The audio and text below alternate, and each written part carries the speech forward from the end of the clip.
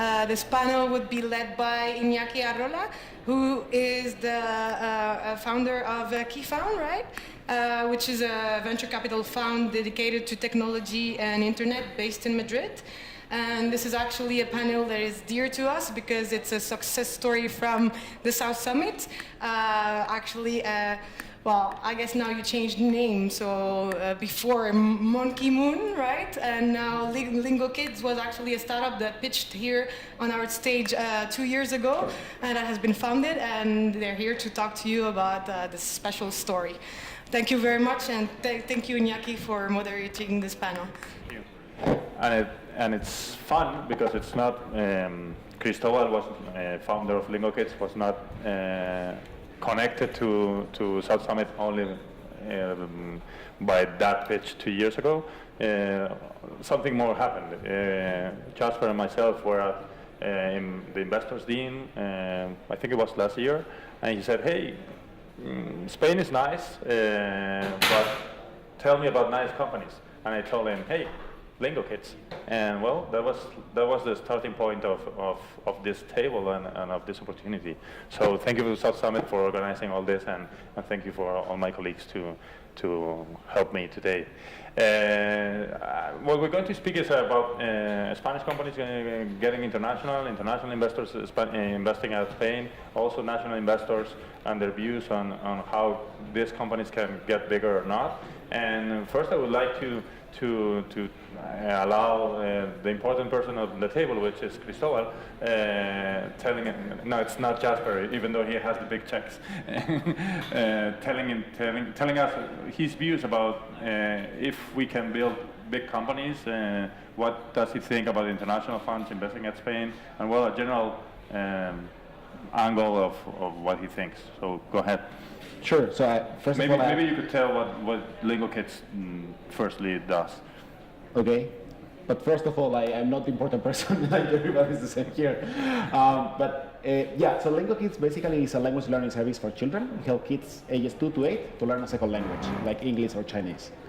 And we basically started in Madrid as a side project, as many of the startups happen. I was coming back from another startup I was involved in Singapore, and spent a few weeks here, kind of like resting, and I started working with my sister, helping her to teach English to her daughter, my niece, and kind of like we did a couple of apps, finding things that are available on the App Store, on the iPhone, on the iPad, and we found that there is not really great content, so we built something and we tried, and from that point kind of we started, and at that point also we went to San Francisco. Kind of like the connection between Spain and San Francisco was one of the investors I knew back in the day from the previous startup.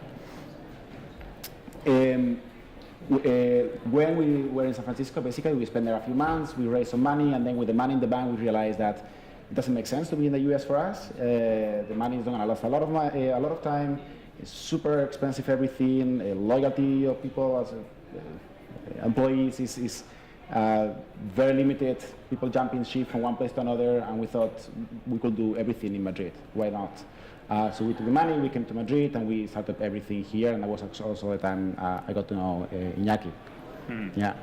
And on that moment, you got right that you thought that you could attract international investors and also important funds in Spain. No problem with that, because you think you can build global companies from here. So I would also like to introduce Samuel. Samuel is the leader actually at GME Ventures, which is a nice fund and big fund in Spain. If you're an entrepreneur, I really push you to speak with them. And I would like you to tell us what you think on this basis, and especially what are your views about international investors and this type of companies if they can get big. Yeah. Okay. Thank you, Iñaki. So the first time we met Cristobal, it was also thanks to you, because you made an introduction to us.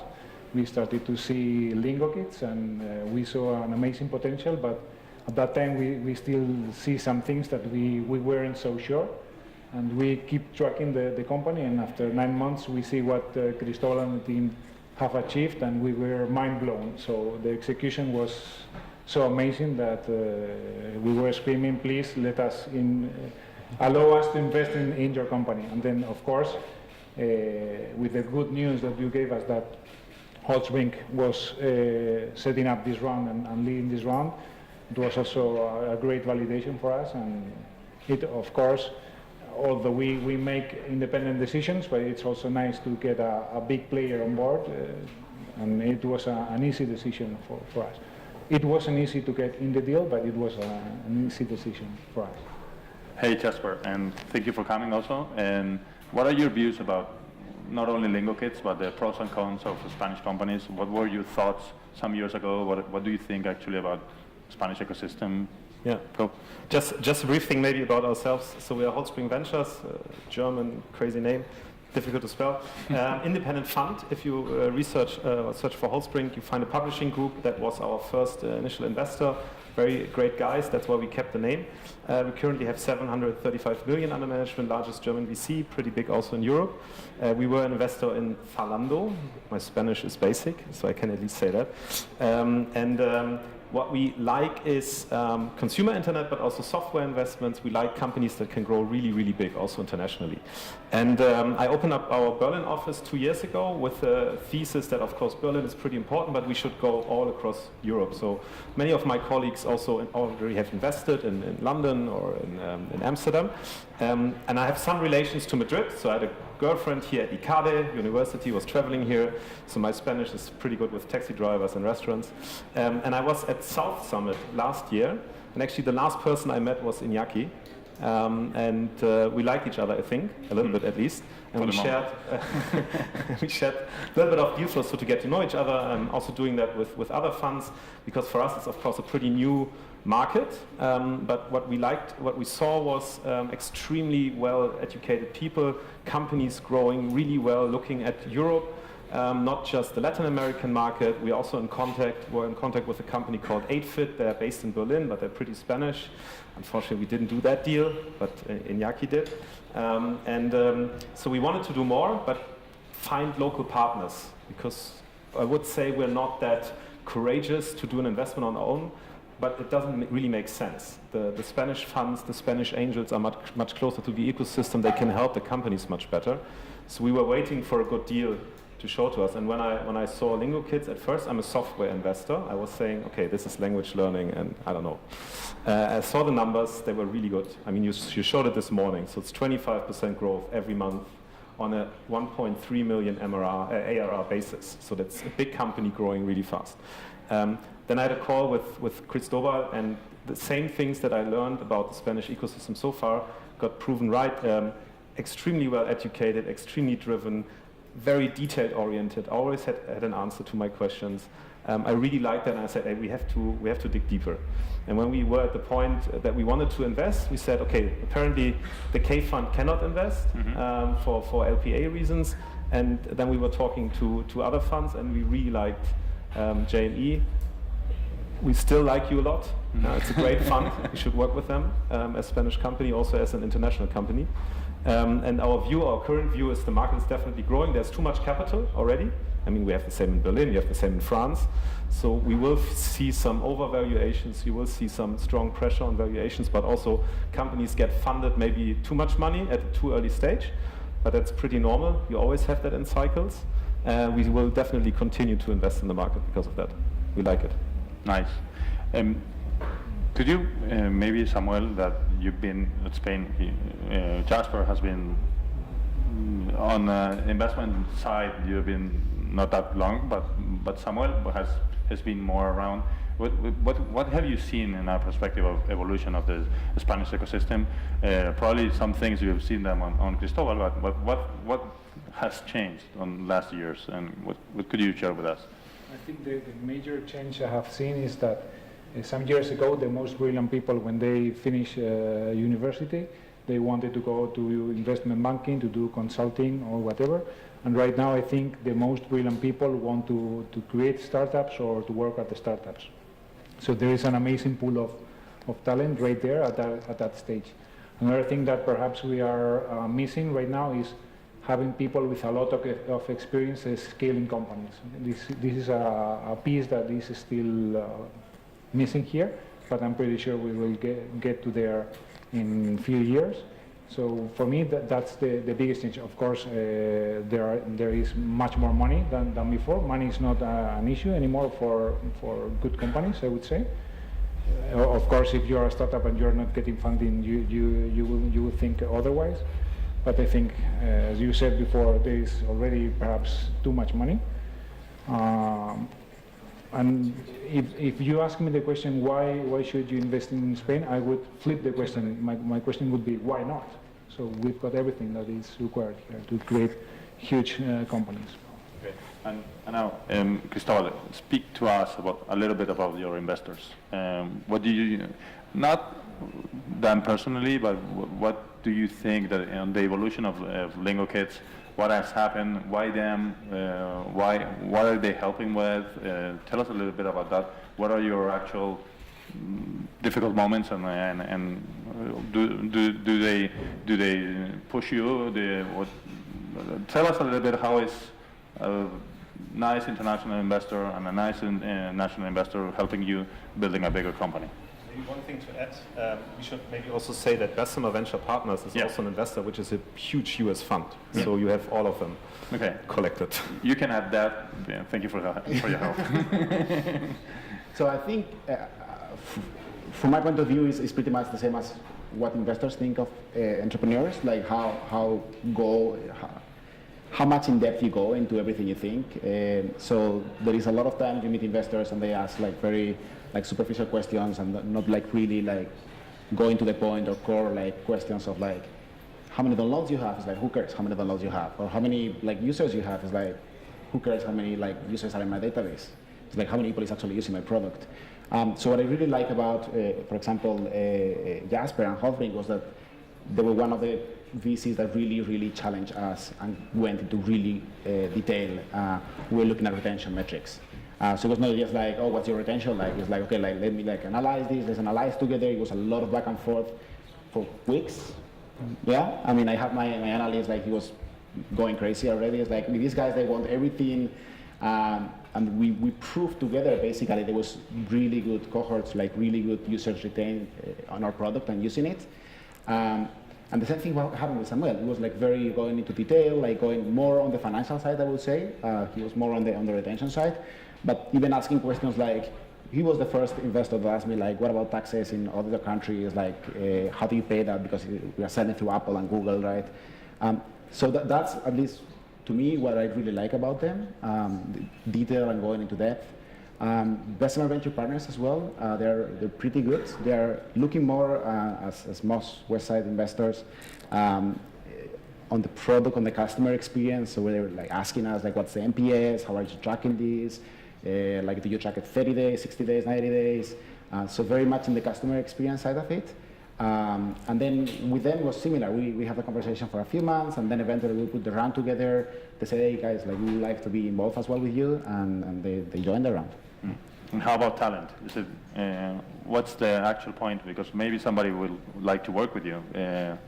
Speak about the actual moment of attracting talent at Lingo Kids. Is it easy? Not? Is it about raising money? Is it? If you want to work with Lingo Kids, my fantastic company, KitKat, do it. Yes. Oh, we need a head of product. Yes. Yeah, I think it's one of these typical questions, typical answers from entrepreneurs. Like the same way that you ask investors, they always say like, oh, there is too much money in the market, always. I don't know why. So entrepreneurs will always say, it's very hard to find good talent, and it's true. So we try to put the bar really high, and one of the things we're having challenges, at least here, is that to make people understand that it's not just about the salary. There's also like the stock option component is very important. Like, you're building a company, we're building it together, and you should value this as well, and not just like as an extra bonus, like, oh, that's very nice, or you're giving me like 0.5 of the company, that's very nice, and that's huge. But they don't appreciate that as much, probably because we haven't seen that many exits in Spain yet. There's been a few, of course, and big ones, but not as many, like to permeate like across the whole talent pool. But one of the good things as well that we are managing to do pretty well is that attracting talent from outside Spain. So we are now 32 people, out of which 9 are Americans, mostly from San Francisco, Silicon Valley, with really good experience. And I have to say that I was very surprised and very happy that getting a visa for them, the government has been very helpful. Like it's very easy to get a visa as long as you're attracting qualified talent. In a matter of weeks. I thought it was going to be like many months, like in 3 weeks, 4 weeks, we can get a visa from an American, bring it here, and like helping us building the company. So yes, like kick at the moment as well, we are hiring still, we're 32, we are still hiring nine more people, jobs at .lingokids.com, of course, you can just go there and find it. Yeah. Okay, and now let's construct a little bit. What do we need? Probably there's still things missing. On the perspective of investors, we are not perfect. What needs to happen in Spain, or what you are missing on an international perspective, maybe on a national perspective, because why not? But maybe things could be better. What could, I don't mind, Samuel or Jasper, whoever, what do you think it should happen or is going to happen? In the ecosystem? Yeah, in the ecosystem. Yeah. I think what I mentioned before, we are still a very young ecosystem. We need 10, 20, 30 years to see some big success stories developing, and from there we will attract more interest from corporates, which is another thing which is missing right now, I would say. They have to start buying companies as it happens in other places, and it hasn't started right now, and we need people with experience. Also, investors, of course, we are pretty young, even though we've been doing this for the last 10 years, and we have invested in 30 companies. We are still learning every day, and we know nothing. We learn together every day with Cristobal, which, by the way, pushes us a lot, which we love. That's it. We need time, I think. So it's a matter of time. Yeah. How about you, Jasper? Yeah, I agree, 100%. So I'm living in Berlin, so Berlin was successful, failing in many ways. And one key factor is that you learn from your failures, and you already are a serial entrepreneur, so that gives you a strong advantage. And some Spanish people might not be serial entrepreneurs. I think the education system is excellent. You're also coming out of a crisis pretty strong, so that gives you a lot of confidence, and you should have much more confidence also creating your companies, because at the end of the day, I mean, you can listen to those TechCrunch disrupt pitches, etc. So that's about marketing yourself, but it's more about building a really good company, a really good product, solving a problem, creating a great product experience like Lingo Kids, making kids happy, families happy. I mean, they increased the App Store rating from 3.8, I don't know, in the last 3 months to 4.8. Yeah, so do something like that. I think, and focus on that. And then you get the investors from Spain, from everywhere, and not just pitch. You see sometimes when the people are inexperienced, they think they have to create a story and don't really focus on the content. So really focus on what you're building there, why you're building there. Believe in your product, love it, and if you don't love it, don't do it. That's, I think, very important.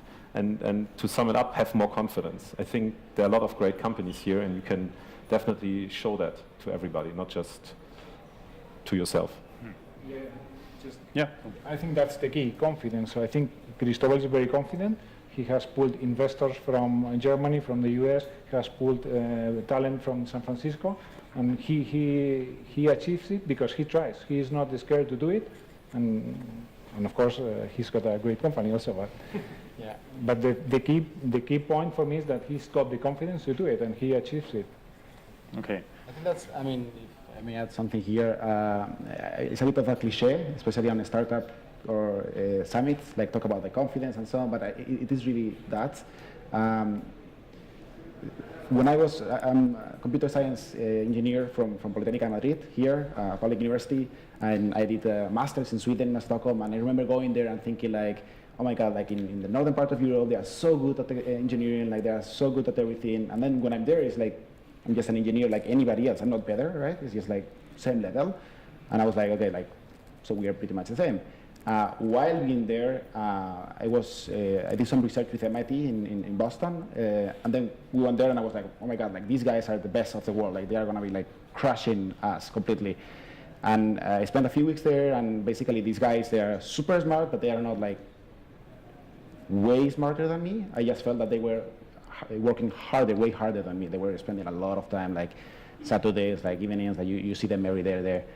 So that basically like gives you the perspective of like, okay, like I'm not better than them, but I'm not less than them. I'm just the same. It's just a matter of hard work and trying it, and all those cliches that we say on these events. Yeah, which is true. Yeah. Okay.